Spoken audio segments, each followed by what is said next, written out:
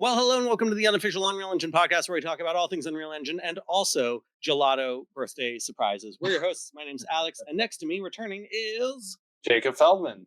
I don't know why I say my full name this time, but hey, here I am. And maybe some people didn't know. yeah, just in case. I don't know if I ever said my last name, but here I am. Welcome back to the podcast. Make sure you like, rate, subscribe, comment, whatever it is, wherever you are, however you're listening, watching, whatever it is. And thanks for joining us. I think we got a lot of exciting stuff to talk about today, and of course, we have a special guest. Special guest. Hi. Special guest says hi. Welcome, Robert. Really excited to have you on the podcast.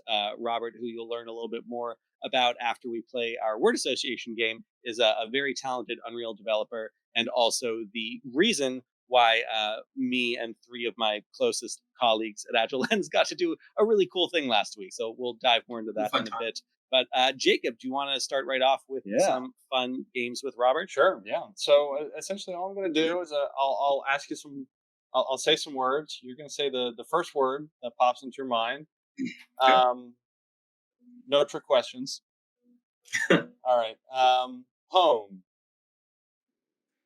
Leave. Work. Home.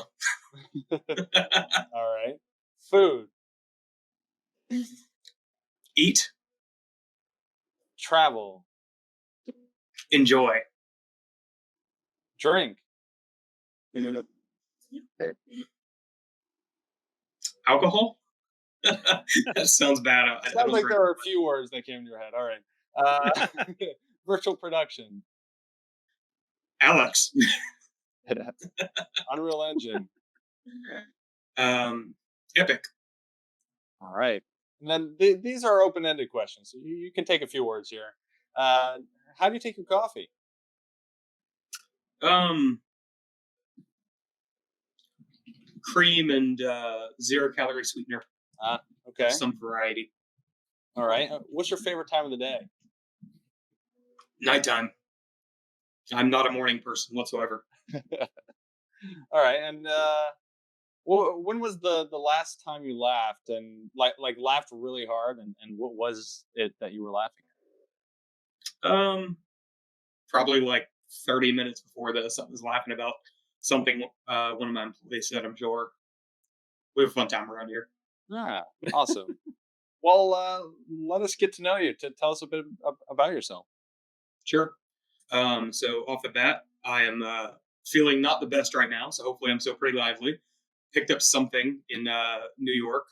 And I don't get sick often. So, tea hopefully helps. My name is Robert Aldridge, of course. Unreal Engine developer for coming up on 10 years, I think. It's been a long time.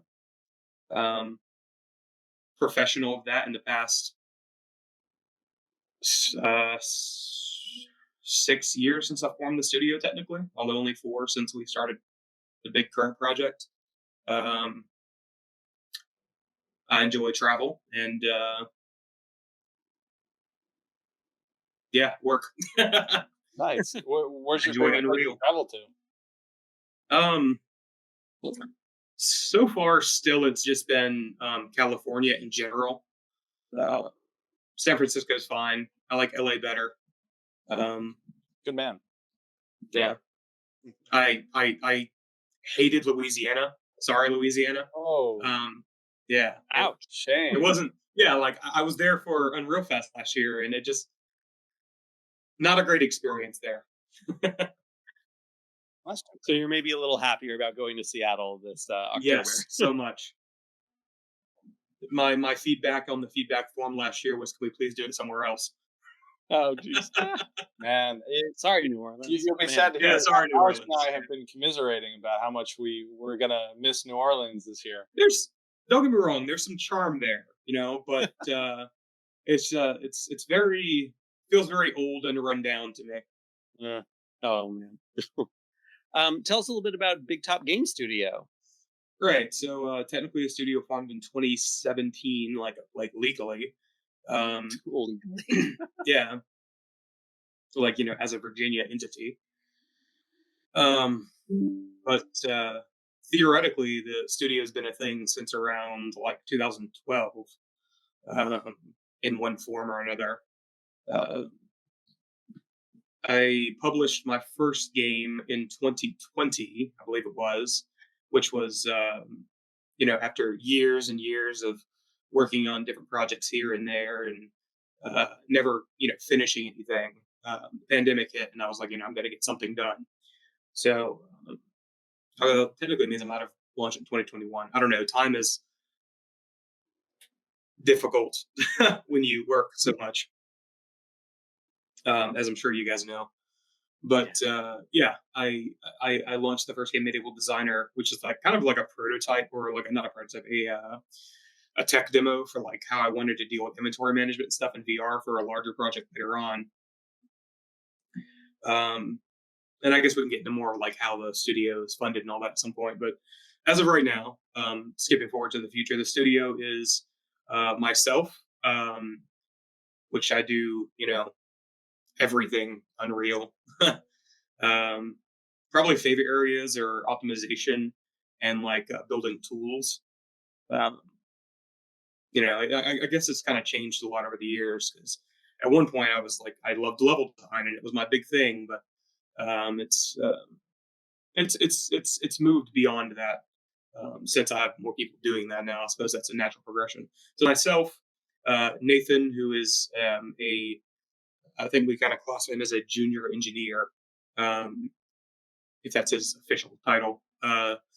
He just he takes systems that I design and either polishes them up or I give him a blueprint for how I want them done, and then he goes through and finishes them or starts them or what have you. Um, he's come a long way since I hired him out of Panera, so very proud of him. Um, uh, Jackie, who is our level designer, particle effect artist, animation person, she does about a bit of everything. Megan, my wife, she does kind of a bit of everything, management kind of stuff and level design stuff, and a bit of everything here and there. She's worked with the MetaHuman creator a lot because our characters in our games we're developing are all metahumans, which is interesting on mobile, on the Quest hardware, but it works for the kind of graphical tricks we do. And then there's Gabriel, our sound designer and lead writer. And then we have another writer we just hired named Andrew. So yeah, that's our people right now. Oh, and Joshi Pashi VR. He's our marketing guy. You might know him from Twitter, maybe not. Maybe I Awesome. don't know. So, Yeah, is that what kind of experiences or games do you guys make? so right now we're building what is essentially a platform for our next few games of development, or at least that's what it kind of turned into. So I guess maybe I should give a kind of a backstory to how we got where we are. So after I put out Medieval Designer, um, which the whole purpose of that is really, it was kind of a tech demo to figure out how I wanted to deal with like VR development and like inventory management stuff, because I hate laser pointers with a burning passion. I can't stand them. It feels so bad in VR to me. If I wanted to use a laser pointer, I'd go work at Capital One or some shit in the boardroom. Um, um, but so that game really, it's like there's like 70 interiors or whatever, and like this whole empty kind of town, and you can just there's like 2,000 objects you can use to decorate like all these interiors. It's kind of like the Sims decorate mode, but like in VR. There's a lot more I want to do with it eventually in the future, but it's just I put that out, and then I've been writing automation software, which is kind of my background outside of games. I've been writing automation software for this guy. And he's like not a gamer, or doesn't really follow the games industry or anything. But I showed it to him, and then somehow eventually we came to the terms of like, it was like, oh, you built this in 11 months. What if you had a team to do things? What could you do? So we set a budget, and then we started developing Heartlands, which is our big core title right now. But then about a year through development, we did a vertical slice around six. It took around 6 weeks or whatever to do the vertical slice. Had all the major systems of the game. Buying and selling and dungeon crawling. Questing, all that. Everything you'd expect from a modern Elder Scrolls-esque RPG. Took around 6 weeks to build, and then we started development on the whole thing. We had a very low poly art style. My business partner came in and was like, "This is fine, but it seems like the graphics could be a lot better. Why couldn't they be like some of these other games in the store?" I was like, "Well, they can, but it's going to cost a lot more money and a lot more time, and frankly, a lot more effort." Which he said, "Try me." So here we are, like 3 odd years later or whatever, still developing, but since then it's turned into a platform for development instead. Meaning, we have a giant repository with all of our systems, how they're built out. Because combat and the inventory system and a bunch of these things are shared amongst the 3, technically 4 different games we are developing on this core set of rendering and systems engineering that I've done over the years. The biggest thing is how we're handling graphics on the Quest. The kind of stuff which is this particular thing is why Matt Ostale last year told me at Unreal Fest. He grabbed my badge when I was talking to him. He was like, "Why the hell does this say attendee? Why aren't you on presenting?" I was like, "I'm afraid of people, man. I don't know." So maybe I'll get around to that eventually. But yeah, so we're building this whole platform right now. The big thing we're working on is actually a smaller game called Heartlands: The Arena, which we announced technically publicly in Times Square on that billboard. The first time we acknowledged it publicly. Saw that. Yeah, that's pretty cool. With art done for my wife, which is pretty cool. Yeah, so and Arena is kind of a scaled down version of the whole game because, frankly, games, as much as we all like to think about the fact that we're building this beautiful art and we're building this dream projects and everything, it's a business, and making an RPG is fucking expensive. So yeah, we're around like $600,000 in right now, and that's a lot of money. So yeah, we're trying to build Arena, which is a smaller kind of slice of the whole experience. It's going to be a lot cheaper, a lot quicker to finish, but still the exact same quality bar as everything you would expect in the final game. And that's going to go out hopefully here within the next couple of months at the latest. Pretty excited about that. And then we're going to build another thing after that, and then we'll get around to doing core Heartlands after that. Depends on return on investment and all that kind of stuff. Fun business things that I like to avoid because I just want to make cool stuff. You know what I mean? Yes, Yeah. I most certainly do. Yeah. That's awesome. Yeah, that's awesome. Fun time. So, Robert, the reason we were so excited to get you on the podcast was I saw a little tweet. You and I have been following each other and seen each other at Unreal Fest for a while. And back on March 30th, I think, you had said, and I quote, I actually think I have the tweet here. You said, "Looks like me and most of my team will be heading to New York for the Meta Hackathon at the end of April. Should be pretty cool. I've never been to New York." And that made all sorts of fun alarm bells go off for me because I was like, wait a minute, what? There's a Meta Hackathon. It's happening in New York. And right as you were posting about this, I had just spent a bunch of time bringing a bunch of my team to New York, some of the remote members from Georgia and Arizona, to try to get us all in one spot. And I was thinking wait a minute. So now all of a sudden there's a thing happening in New York and you're bringing team members to there. What's going on? So I messaged you. You showed me a link. I couldn't believe that this link hadn't popped up in my feed elsewhere. Seemed like it was mostly being passed around to Oculus Start members and people who'd done the hackathon in the past. And I applied, and my team got in, and we got to hang out last week. What was last week like, Robert? Last week was awesome. It was really tiring, as you can imagine. You were there. A lot of late nights, a lot of early mornings, but a lot of trying to go to sleep right before checking Twitter and seeing you probably gonna go to bed now, and it's like, dude, Alex, it's 4 a.m. What are you doing? Having too much fun and hacking away, just me. Yeah. So yeah, it was super fun. I got the invite back in February actually, to it. Um, I'm pretty sure it was like uh, February 4th or February 6th. I only remember that so well because, not to make things sad or anything, my mother died on February 5th. So yeah, I remember when the invitation came in, and I was like, oh, this would be good to go to when that gets around. I didn't end up applying to it though until around March, whenever I sent that tweet out because it was like 3 days they got back to me.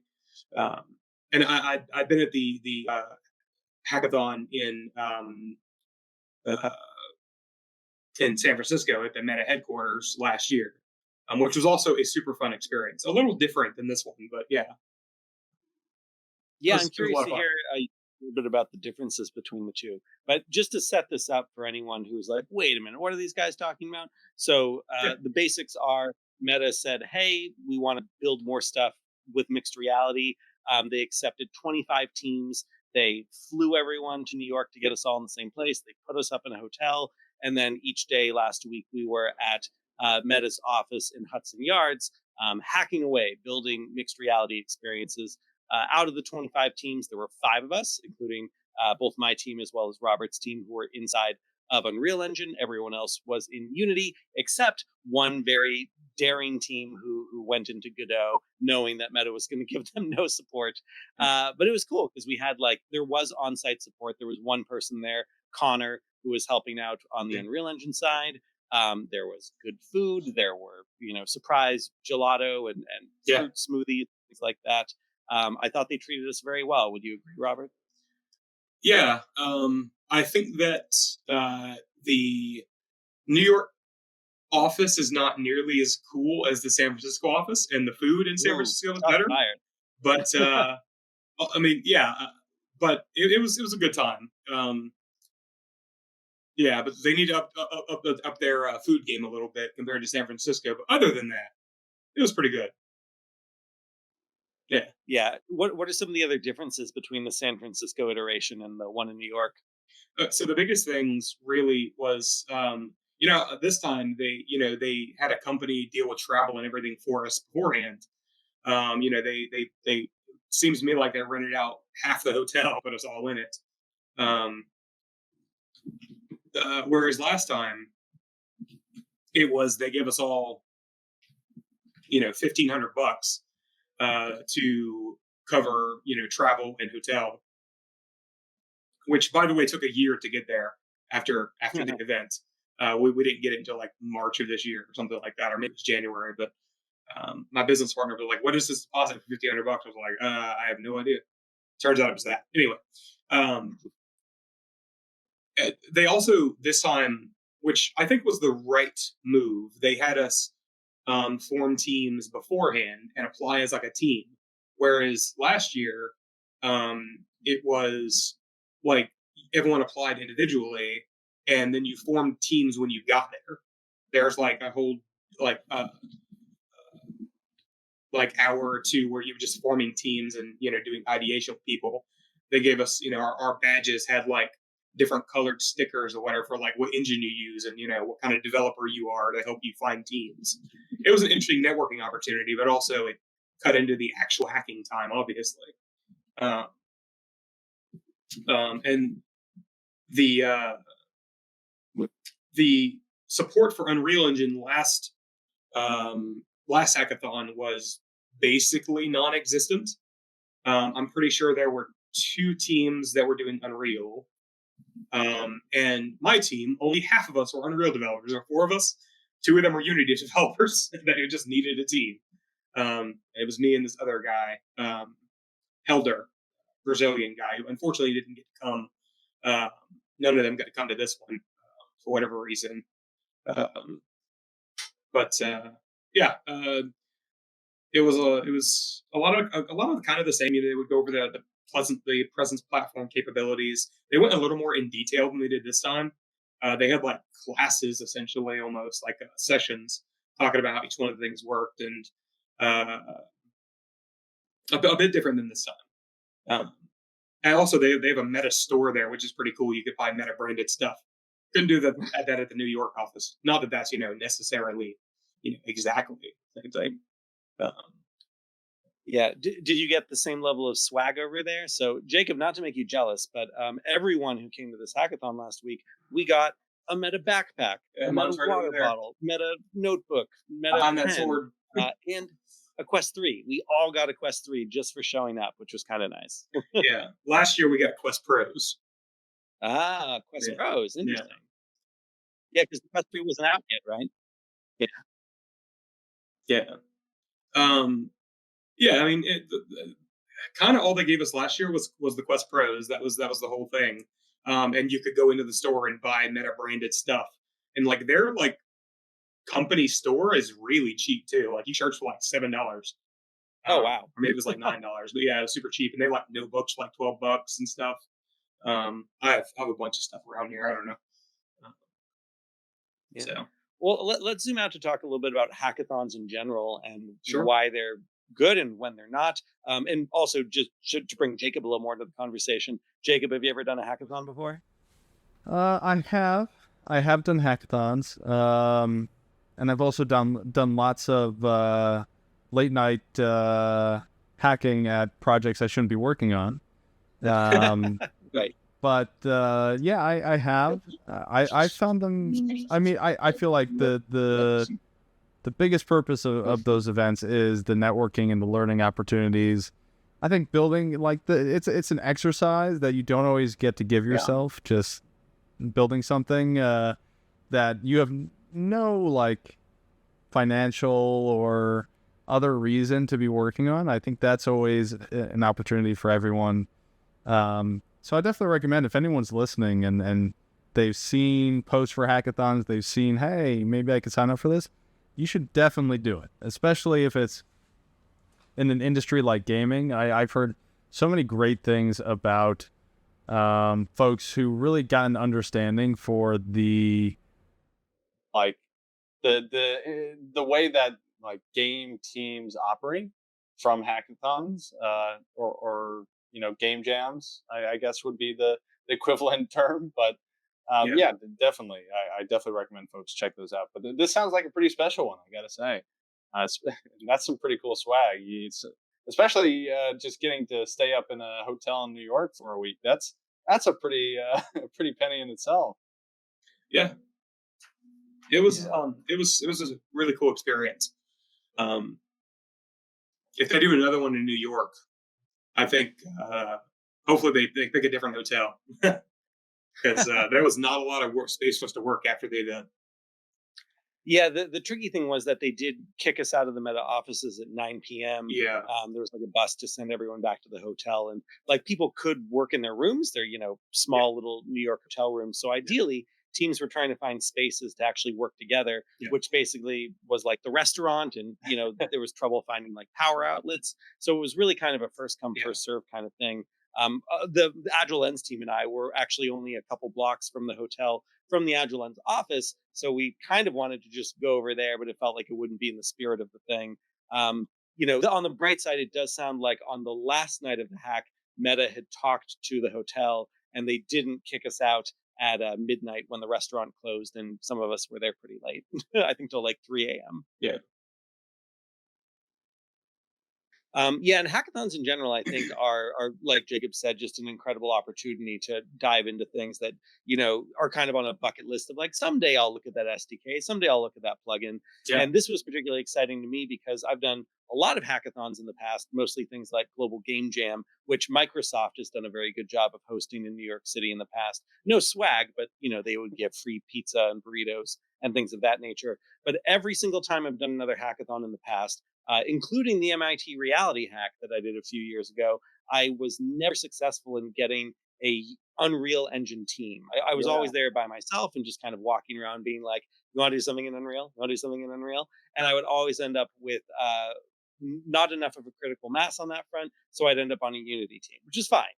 Perfectly happy to make things in Unity. But this was a bit of a dream come true because I got to be there with, 3 excellent developers for my team. And we, of course, knew we were going to be in Unreal. and we got to dive into some of these SDKs that Meta has made for Unreal that have just been sitting there for a while, calling to us saying like, come check me out sometime.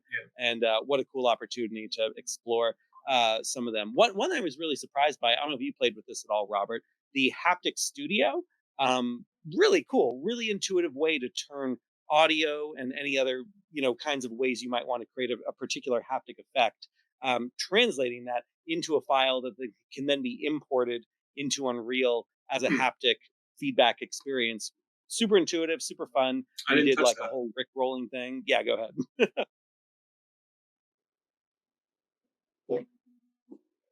Oh, sorry, Robert. I thought you responded. Oh no, I didn't touch that particular SDK. Yeah. So we have a moment where we have I should mention briefly, like we should talk about the projects we built. My team did like a mixed reality theater performance thing called Performer, Yeah. with an MR at the end for mixed reality. And as part of that, we have like a website link that you can bring up inside the experience. So if you wanted to have a script or a music video or an iTunes playlist or whatever playing, you can actually do that directly within the experience, which also gets around some copyright issues, because it's like you're just going to whatever links you want to on the internet. And then as part of that, just for fun, we have a little button that says like click here for free money, and it's just a Rick roll. And so as part of the Rick roll, we actually have the whole song playing with the haptic feedback in the controller. So we did that with Haptic Studio, and That was pretty even great. doing real fine. Yeah. And Robert, your team made something really cool that seemed to be very different from your other work. Everything we got up to kind of felt like in line with the other work Agile Lens has done in the Yeah. past. But why don't you talk a little bit about your project? I gotta say, me and we loved the absolute production value of what you guys did. Oh, thanks. Yeah, it was phenomenal. Yeah. Frankly, surprised you guys didn't win. But we're a little hamstrung working with Unreal. There was some really good competition there this year. So yeah, we worked on. Excuse me. I was hoping I wasn't going to do that during this. Thanks, New York. The thing that we worked on was, as you mentioned, it's quite a bit different than what we usually do. And you talk about wanting to mess around with different SDKs and different features and stuff that usually you don't get a chance to do. And one of the ones that we eventually are going to rely on in Heartland's development, but we just have never gotten around to it, is actually the PCG framework that got released in, what was that, 5.2, 5.1 on there. Really fascinating framework. We really wanted to use the PCG framework in mobile, but there's not really a lot of great documentation on it. And it's possible that it just doesn't work on mobile at all. I couldn't find any information on that. What we ended up doing, though, is just using the PCG in the editor and just baking everything down to being these different environments. So to kind of get around with the entire experience is, or what it was planned to be, we had a hell of a time getting started. We spent like the entire first day not solving any real problems because we couldn't make the hand tracking functionality work, and then the pass through just would randomly die. We had a lot of problems there. And we ended up actually using the old method that I used last year at the hackathon, which, funny enough, I got some help from someone on your team, Alex, and funny enough, you guys did the exact same thing. And while I like that we had some kind of representation for Unreal at the hackathon, and Connor was great, he didn't really seem to have much of an answer for the issues, and there's one person. Yeah, I mean, it's better than having nothing or being laughed at, which is what happened at the last hackathon. Oh, no. We're like, we're using Unreal, and the guy from Meta laughed at us and walked away. That's a real thing. Anyway, so I'll talk about that. We spent the entire first day kind of messing around with SDK and trying to solve the problem of it just not functioning on the headset. We couldn't get events to fire, or the hands wouldn't line up properly, or the the anchors in particular, which we needed for this experience, just would not work unless we used the old method of getting the anchors to spawn. Which, if people don't know, the anchors are like you see an understanding, like this is a table, that's a storage, that's a ceiling, that's a wall, what have you. It can label all these different objects with semantic labels, and then you can use those to spawn whatever. So our general idea was kind of based around. We had a couple ideas before the hackathon, but we ended up, of course, not following any of those pre-planned ideas and just kind of going with something on the spot, which is kind of based around the Bartle test. You guys are aware of that? The different kinds of gamers. Are you aware of those, Alex? No, please. No, I'm not. Okay. The Bartle test. And I really hope I'm remembering the right one. I'm pretty sure that's what it is. Yeah, I'm almost certain. Anyway, it defines gamers into 4 different categories. There's the explorer, the achievement hunter, the killer, and the socializer. Right. And it's a pretty good. Usually, people fall into 2 categories heavily. One, they're the absolute polar opposite of, and then one sometimes is just they dabble into it. All of us on the team are pretty much universally explorers, with some achievement hunting and killers and stuff here and there. But we really wanted to make something with exploration. And that doesn't necessarily fit with AR because if you want to do exploration, you're going to do a full scale VR application, and you're going to make a big forest and then cry when you realize that the quest handles overdraw very badly.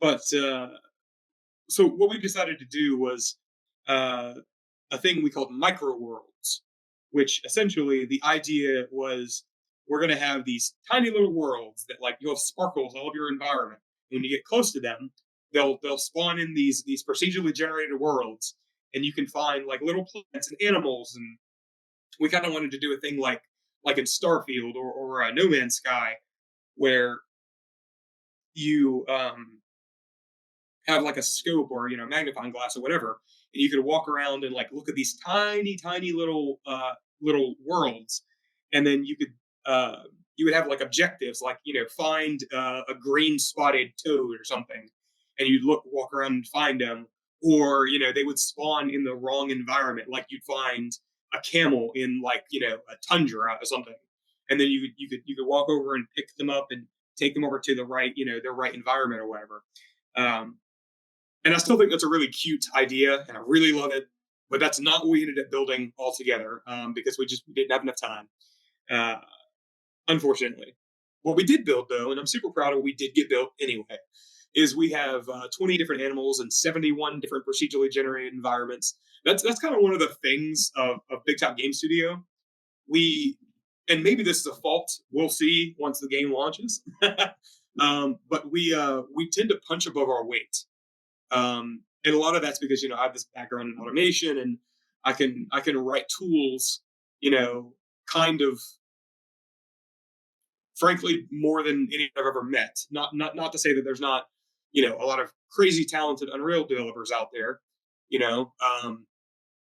but the level of tooling we do is just nothing I've ever seen from any of the studio. And it's tools for all kinds of things. So anyway, yeah, so we had 20 different animals and 71 different environments, and they would spawn, and we had this particle effect, and at one point we had a sound, and I ended up not making it in. I don't know what happened there either. And you'd have the spatialized sound, and you'd walk over to it, and you'd get close to it, and it would pop in the environment, and then you could have your magnifying glass, which we used the render targets or whatever to fake that. And I thought it was funny. One of the judges was like, "Oh, it's even bowing out with the glass and everything." Actually, no, that was literally just the effect of the 3D mesh. It was not as fancy of a material as it seemed. So yeah, and you could. I saw the same thing. It seemed like a bug you turned into a feature. Yeah. But yeah, it worked out pretty well for what it was. Yeah, you tried it. You could look in all close, and you could see these little animals walking around. And then you could pick one up, and you could you turn your hand over, and it would spawn in your hand. And it'd be super tiny though, so you grab again, and then it'd make it larger. And we had a bug that we ended up turning into a feature where if you kept doing this, it would just get larger and larger and larger, until eventually the collision stopped overlapping properly. So, hey, it has a max size theoretically. It totally wasn't an accident. That's funny. Yeah, and then you could take the creature and you could take it to another environment. It would spawn there, and that's kind of as far as we got with it. But I was pretty I'd happy. love to kind of hear from both of you guys. What were the final products that you made? Like what were the experiences that you eventually developed? Well, that Yeah, was go ahead, Robert. well. I mean, that was the whole thing for us. Is we finished that as best as we could, and it ended up being really just you'd spawn in and on like your tables and chairs and couches or whatever, little different landscapes would spawn, and you could pick up animals and look at them and with the magnifying glass and take them to other environments. Basically, we didn't have the objectives we wanted, like find this type of animal and return it to its home, that kind of thing. But yeah, I had a lot of fun inside your experience, scaling the animals yeah, larger and larger and larger. What was it like? You make a fist and it gets bigger, yeah, and so just making some of these animals first, the very tiny size, then the actual size. Then I would see if I could make like a wolf the size of an elephant, yeah. and that was kind of fun. And then, yeah, for Performer, the idea was that we wanted to have a mixed reality live performance experience where you could actually look across from you and see an actual actor, but then next to them, there's digital puppeteering going on. So we really wanted to take advantage of scene understanding, which Robert has already talked about. So we kind of transformed the room you're in into something that's a little 1920s jazzy. We did start to call it steampunk, but only because of a bug we encountered later. But the idea was you start off in the lobby, you say whether you're going to perform or watch a show. We ended up using a combination of replication in Unreal Engine in addition to OSC to kind of get all the multiplayer data. But it could find a local server. We ended up using a hotspot on one of our laptops in order to do it because, of course, the meta internet was so locked down that it was very hard to do anything multiplayer from there. So you say you're going to be a performer, then you select what character you're going to start with.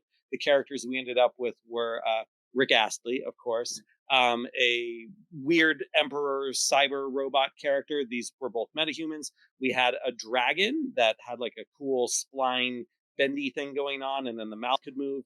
We had a desk, literally just a talking desk in the vein of like Encanto or Beauty and the Beast, which could also spawn in place of an actual desk in your environment.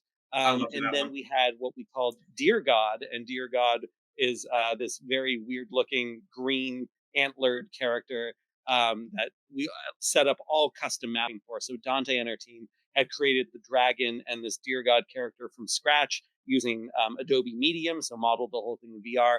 And then we rigged it to actually respond to the facial capture and the eye tracking from the MetaQuest Pro.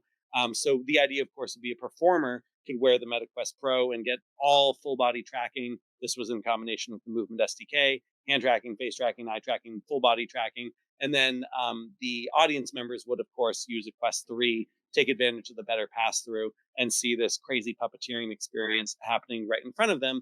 In addition to that, we also got in a big way into posable meshes in Unreal Engine, which are a little different from skeletal meshes because they're lighter. They don't accept atom graphs or animation blueprints.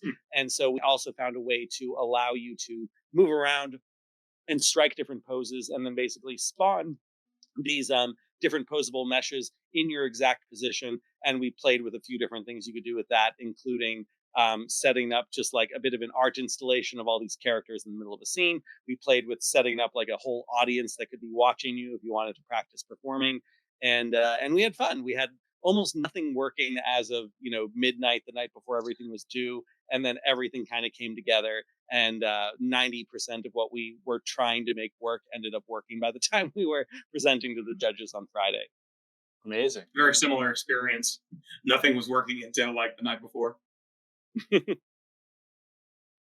Yeah.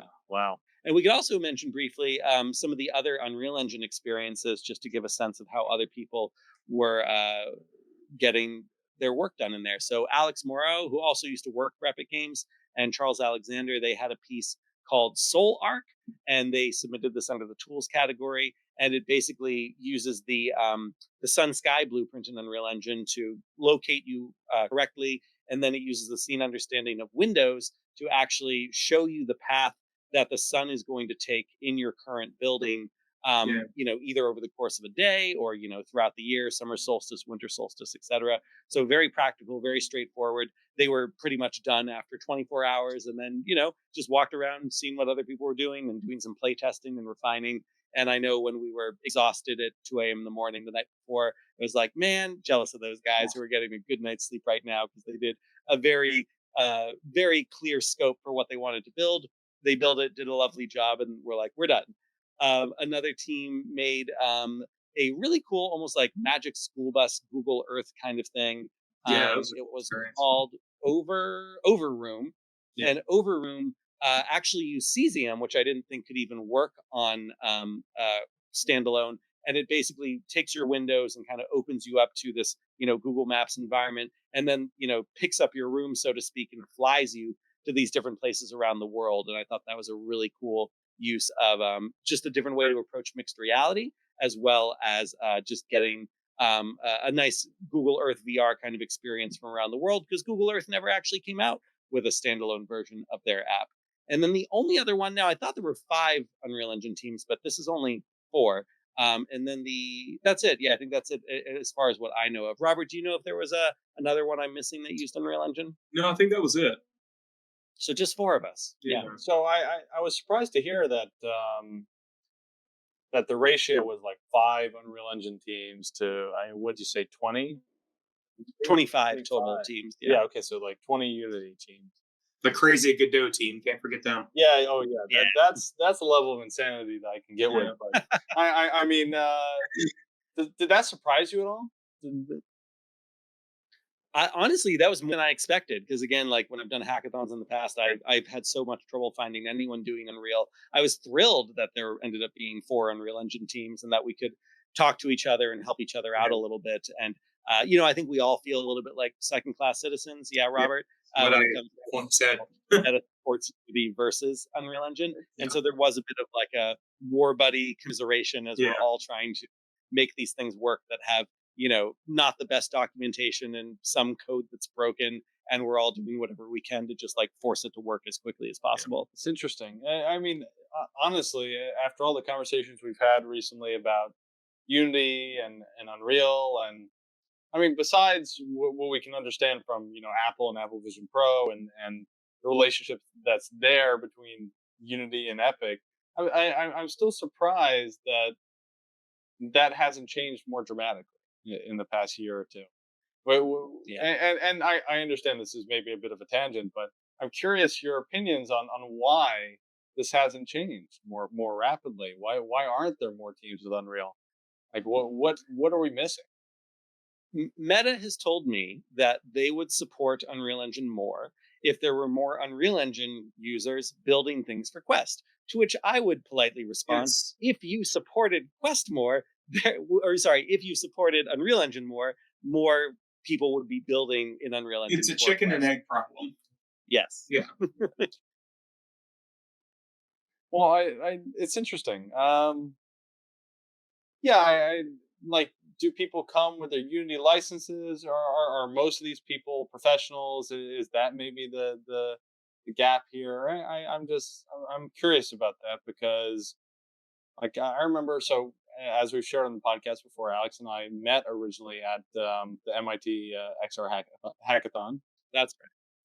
And at that event, there were, I want to say, 2 overall teams out of, must have been like 50 that year.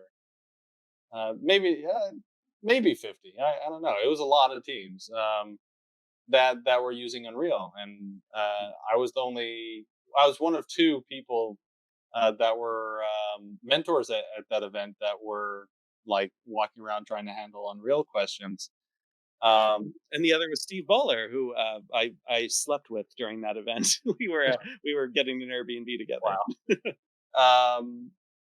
But yeah, I mean that was quite surprising. Even at that point, but I guess looking back, that was pretty reasonable, because at that time, What was the VR SDK that was quite popular? VR For Unreal Engine or Unity? it was a Unity package that's very popular. VRTK. VRTK, thank you. That made sense because VRTK was probably the best support you could get for a VR headset at that time. And Unreal was just kind of working. But today, I would assume that would be polar opposite, especially everything we hear about Unity, everything we hear about their internal teams and what's going on there. But I mean, it was honestly surprising to hear that from you guys. Yeah, and part of it I think is also just who they're hiring at Meta. Like, I just don't think there's many people working at Meta who actually have any meaningful Unreal Engine expertise. If you look even at some of their sample projects, like most of the sample projects for Unreal Engine are being built by one, maybe two people. If you look at the change logs, versus if you look at the Unity samples, there's usually 5, 10, sometimes 15 people all working on that one thing, and that leads to us, missing out on what's it called, Robert? Like the interaction toolkit and some of these things that are really robust, out of the box templates and Building systems you can use blocks, in Unity, and there's just nothing like that over in Unreal. Huh. I kind of wonder if part of it's a historical kind of thing as well. How Unity's kind of been more accessible than Unreal for a longer period of time, and I think still that people have this perception that it's hard to build performant apps for something that's as low spec as a Quest with Unreal, which it certainly takes some work, but it's in my opinion, a better tool set to do so. I also kind of wonder how many people at if building with Unity is a bit better of an experience in general, because maybe they have a larger internal team working on VR tools in general, which and then there's more people at Meta working on the same kind of tools for us to use, versus Unreal. Like, I'm pretty sure the entire VR team at Epic is 6 people. Yeah, it feels like that. I mean, from what I've heard, it's a small team.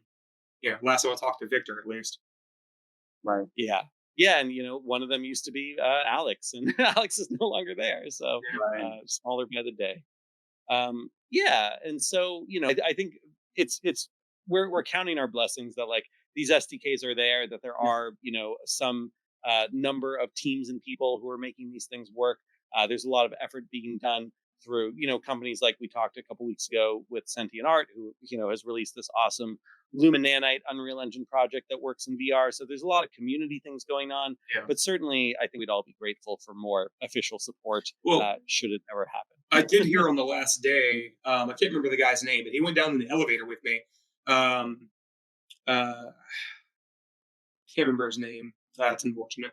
But he was saying, asking what we thought and everything, and of course, saying same thing I say on all the forum, all the forum, the feedback forums I gave, which is need better Unreal Engine support. And he said, in the next release, they're supposedly having a lot better feature parity with like samples and stuff. But would have been nice to have at the event. But Yeah. So at least it's coming down the pipeline, and his exact words were baby steps. Yeah, Sure. We're getting All right. cool. Anything else you want to say about the hackathon, Robert? It's a fun time. If It was a good time. yeah, if anyone gets the opportunity, they should do it. If even if you don't win, it's a great networking opportunity. And it's also it really fires up creative juices, that especially if you're working on something longer term, like we've been working on Heartlands for years. It fires up creative juices that might have been lying a little dormant. You know what I mean? In certain areas. Yeah. Forces you to reevaluate. Awesome. Agreed. All right. Well, let's move on from the hackathon, and I'm sure there's a lot of people listening to the podcast saying, are they ever going to mention the fact that Unreal Engine 5.4 was officially released? Because we usually do make a pretty big deal of new engine releases. That's right. And yes, we're going to say it. Jacob, say it. What's happening? Unreal Engine 5.4 is officially released. Oh, wow. And Yeah, we've got. I'm just skimming the release notes, just seeing if there's anything in particular I want to point out that's different from when we were reviewing the product yeah, page. if you're interested in learning a little bit more about, or I would say it's half learning, half seeing our reactions to the feature list, which is quite massive. About 2 episodes back, you can watch us going over all that. There's a lot of stuff in every release, and it only gets bigger. But this is a cool release. I was actually meaning to ask you, Robert, kind of earlier on in the episode, especially from the perspective of someone who enjoys optimization, what your life is like in more recent versions of the engine versus Unreal 4, in particular. At the end, the tail of 4, let's say, and how much of your life has changed as a result of that. For the most part, we haven't had any like huge issues with 5. Aside from some weird physics things, we like, when we had 2 versions side by side running, running the project, we really didn't have much of a performance difference. It was like a couple frames here and there at most. So frankly, hasn't changed much. I mean, I 5 seems to handle occlusion worse in my experience. And like software pre-compiled occlusion just straight up hasn't worked since 5.1 for us. But outside of that, yeah, not too different. I mean, our stuff is so the way we build things is so specific that maybe a different type of project would notice a bigger difference than we did. Interesting. Yeah. Physics was the biggest thing. We had a lot of pain with physics, which is, I know a couple of devs like they stuck to 4 because of the performance issues. Huh. So have you gone to really dig in on Lumen, Nanite, any of the more I guess monumental changes and I have a lot of fun playing with them, in my 17 minutes of free time I have per week. But yeah, no, not really. Like I've messed with them for like trying to get things to run, really digging down into the nuts and bolts, trying to make it run on like the Quest, which is just not going to happen. Yeah.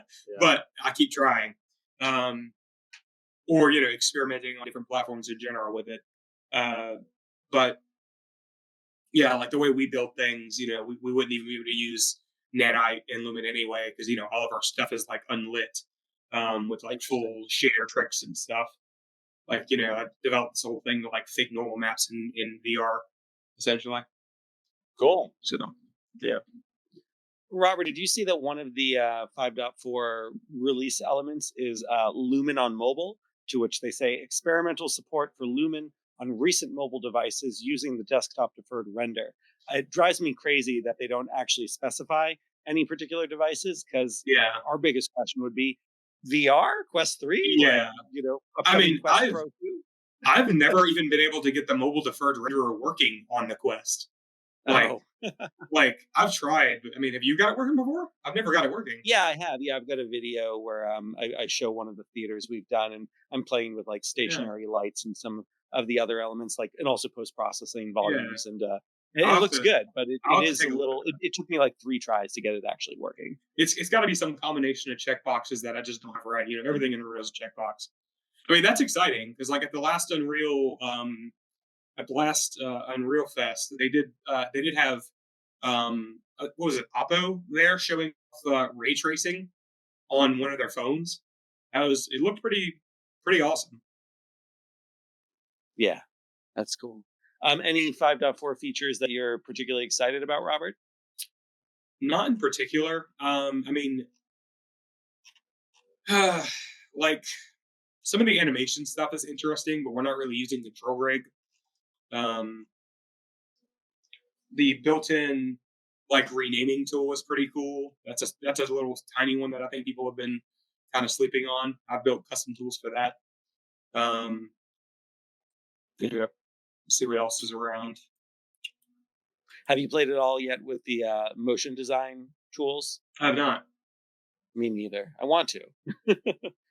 I think Jonathan Winbush gave us a lot of inspiration for what is possible there.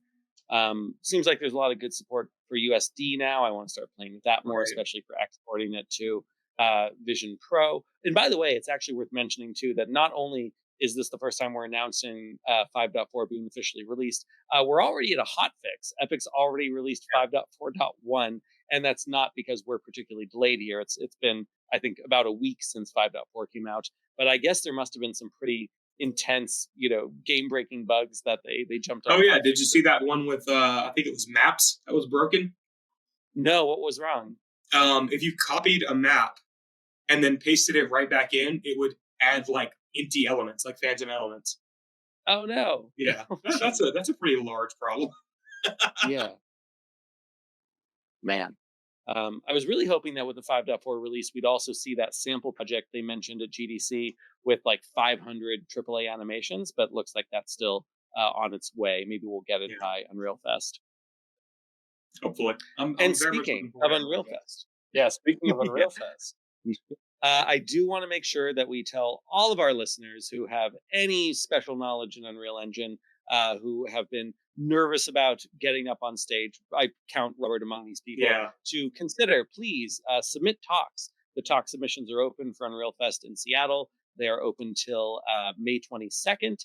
And it's real simple to submit a talk. You don't have to submit a deck or a portfolio or anything like that. It's like name, biography, name of talk, description, who's your audience, what are the takeaways, are you using Unreal Engine as part of the talk, or UEFN or reality capture or whatever. They want to know you're using Epic products, but it does not take long to fill out. I have submitted a number of talks, and I'll be happy, of course, if one or two get accepted. I don't know if I actually even mentioned on the podcast that I did get a couple talks accepted for Unreal Fest Prague. This is internal to Epic. This is something special I get to do as an instructor. So they are sending me to Prague, and I'll be over there to give a talk on metahumans, and a talk I submitted called I Wish I Learned This Sooner, which is very much inspired by the Chris Murphy talks of where he'll just go through like a bunch of rapid tips in Unreal Engine. And so I'll be over in Europe talking about some very quick things that I sure do wish I knew when I first started using Unreal Engine many years ago. Robert, I like to outsource my work as much as possible. What's a couple things you wish you had learned a lot sooner in Unreal Engine? Let's see. The size map tool is amazing. Oh yeah. Yep. We are actively using that a lot right now to try size to map tool break is some of incredible. our reference chains. A lot of little like keyboard shortcuts, like I think Shift E, like highlights all of the exact same mesh in a level. Shift B, I think I might have those backwards. You have to check. The Shift B opens up the asset you have clicked in the editor, like at a level in like in an editor window. There's a lot of stat commands. I keep like a running list of those now. What's your favorite stat command? I use stat RHI and stat scene rendering a lot for working with Quest. Yeah, that's a good one. Yeah, and I was using stat. I think maybe it's tickables for at the hackathon, because we were having this weird problem where like overlaps were eating up like 40 milliseconds of time. We're like, what the hell is happening? Yeah, and you don't really have 40 milliseconds to work with. So yeah, we had a rough time there. Like some of the ability to like build tools in Unreal, if you because I really started building like tools, like crazy advanced tools, just a couple years ago. If you aren't building editor utility widgets and editor asset actions and things like that, which in 5.4 actually, this is what I'm excited about. The editor utility libraries. I don't think I know what that is. What's an editor utility library? It allows you to create like a blueprint function library essentially, but have Oh, all of your editor utilities in a single library instead of oh, that's instead of being spread all over the place like they may or may not be in my project. um, some of the advanced sorting syntax you can use, like one of the ones I used at the hackathon, because our application ended up being like 1.4 gigs or whatever. In order to bring it down in size, was the you can actually search all your textures by dimensions. And if they're too large, you can bring them down, using the built-in texture tools, the texture compression settings. There's a lot of things. Any of that sound a good? good one. Yeah. That's awesome. Thank you for giving me a few slides I can put up there, and I will give you no credit for any of That's those fine. useful tips. Jacob, any ideas I can steal? I mean the biggest things that I've learned in the past couple of years all have to do with the usability around the engine, which I think most people find pretty boring. So I'd probably stick to Chris Murphy. Murphy's template if I were you. I mean the biggest things that I am going to actually make a point to rewatch the talks he's going to make sure I'm not just repeating the same things he said. Yeah. Yeah. I think in general, in the time that I get to spend in Unreal, I get to spend 30 minutes just doing totally random stuff, and the majority of the time it's totally broken and doing nothing. But I just like right clicking in blueprints, seeing all the new stuff and playing with it. So no, I can't say I've gotten far enough. That's funny. Yeah. Well, cool. So yeah, I hope to see some people at Unreal Fest in Europe. I hope to see as many people as possible in Seattle. I'm going to keep saying I'm so excited about that. I've always wanted to go to Seattle, never been to Seattle. Prague as well. Seattle always seemed more in reach, so I've thought about how much I want to go to Seattle. Prague is a city I've always thought was incredibly beautiful. It never occurred to me that I'd have a good opportunity to go there, so I am excited for that. And then, of course, I hope people make it over to Unreal Fest Asia and the Gold Coast, and yeah, Singapore and Seoul and all the other great Gold places. Coast coming up soon at the end of this month. That's right. You're not going to be there, are you, Jacob? I will not. I actually I was just looking at the Unreal Fest page and messaging our friends in Australia. Unfortunately, it's around like 21 hours of flying, and a business class seat is like 10K, so it's not happening. It's just not happening. Yeah, the older you get, the more painful a long flight that can be, especially on your back. I don't mean to be a snob, but if I'm flying over 20 hours, I'm just not flying in like economy coach. I can't do that. Yeah. Shout out to the people who can just like pass out on planes, and maybe I just need a lot of Xanax, but it's not going to work. Or melatonin gummies or whatever. Cool. All right. Well, we're wrapping up here, but Robert, as you know, we like to give some shout outs at the podcast toward anyone who has made our time in Unreal Engine easier, developers, plugin makers, etc. Is there anyone you would like to shout out today? How long can this list be? Try to keep it under 400 people. Okay. Well, let's see. GDXR on YouTube. He does great tutorials for like Unreal stuff. He's not always right with some of his settings, but for the most part, he's really good. Tom, I contribute to his Patreon and bought his template on the store. It's really same. good. It's good. Yeah, for what it is, it's a really good starting place. The people who maintain the Unreal expansion VR thing, you know what I'm talking about? Yeah, VR UE4.com or something like that. That whole thing, amazing. Tom Lumen, obviously, his stuff he's done over the years is incredible. Tom Lumen? Yeah. Yes, right. Yeah. All the Unreal Engine live streams that are amazing. Polyphoria. VR extension plugin, just to shout that out properly. It's VREUE4.com. And don't be misled, it does work in UE5. It does, Yeah. Polyphoria, they were using their armor pieces for all of our characters, actually. Because we don't have a giant art team internally, so because Heartlands is enormous, so they're fantastic. Alex, you. Well, thanks. Yeah. I thought it was pretty funny, actually. Like I came back to the office one day and Nathan was trying to figure something out with like getting like a metahuman working as like a body for a VR character or whatever. It was like, oh, I found this cool dude on YouTube who's like who has like a whole thing and he's like a download for it. I was like, is his name Alex? He was like, yeah. So yeah. I'm sure there's a lot more, but Wait, did you just shout out Alex on the podcast? That hasn't happened That yet. hasn't happened. I did, yeah. They shouted me out like Yeah. that, so thank you. Shout out, Alex. Yeah. Also, thanks for bringing me on. This was cool. Yeah.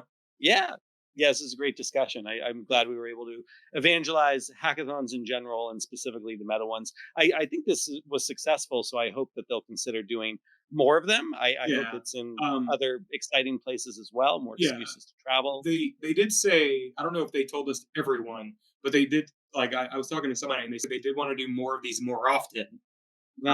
So, maybe 2 a year instead of 1 a year would be great. That'd be cool, Yeah. Maybe do one in New York and one in San Francisco. That'd be cool. Yeah, I mean, at least one for every new time a headset comes out would be great. If we've got the Quest Lite coming out soon and the Meta Quest Pro 2, all sorts of fun stuff there. Yeah. Cool. All right. Any final words, Robert or Jacob? Don't do drugs. Stay in school. Make sure you keep your blueprints neat. And My spaghetti would like a word with you. And like, rate, comment, subscribe, all that. Yeah. All right. Thanks so much, everyone. Have a great rest of your week, and we'll see you next time.